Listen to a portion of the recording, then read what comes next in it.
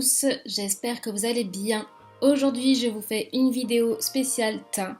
Je vous montre comment j'applique l'anti-cerne de chez LA Girl, que je trouve vraiment pas mal, mais il faut l'utiliser correctement, car avec ce produit, c'est tout ou rien.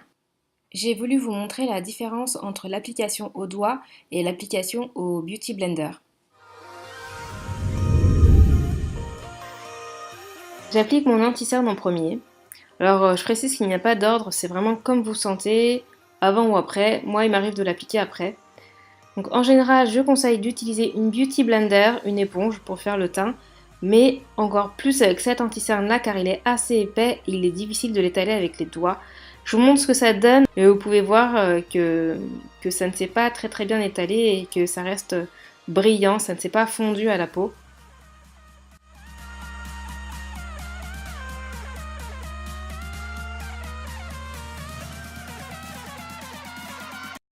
Ah ouais, je suis dégoûtée. J'ai voulu changer la luminosité de ma caméra, mais en la remettant en marche, je n'ai pas appuyé sur le bouton enregistrer. Je vous montre en mimant ce que j'ai fait. J'ai fait une sorte de triangle. Voilà, donc on peut bien voir la différence entre l'application à l'éponge et l'application au doigt.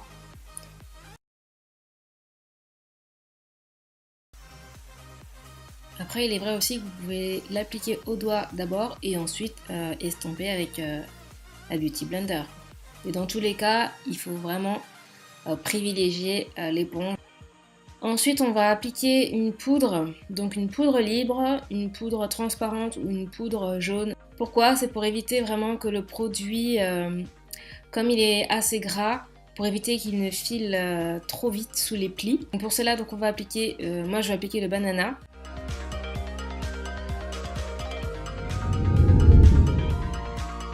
Je vais tout d'abord bien lisser le produit, hein, bien corriger le truc et ensuite appliquer la poudre.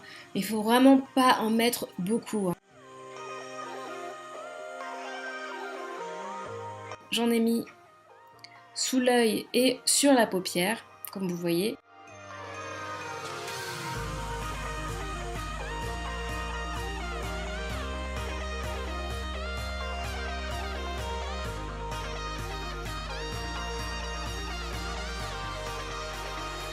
Là j'en mets vraiment de trop, hein, parce que au bout de quelques heures, je vous avoue que je ressemblais à une vieille avec mes cernes, avec mes plis sous les yeux. Donc voilà, faites vraiment attention au dosage de la peau. Et maintenant, une fois que c'est fait, je m'occupe du teint, mettre mon fond de teint habituel et en mettre un peu partout. Et pour que ça fonde avec l'anti-cerne, je vais en rajouter par-dessus, un tout petit peu.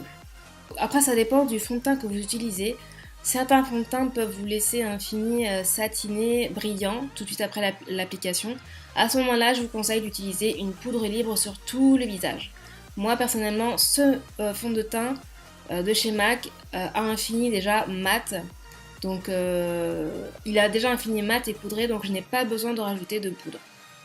Et ensuite, à vous de voir si vous restez là, si vous mettez un peu de blush ou un peu de bronzer. Ensuite, c'est comme vous voulez. Là, la base est faite. Voilà ce que j'ai utilisé par la suite. Toutes les infos sont en barre d'infos. N'hésitez pas à les regarder. Quant à moi, je vous fais plein de bisous et je vous dis à très bientôt pour une prochaine vidéo. Ciao!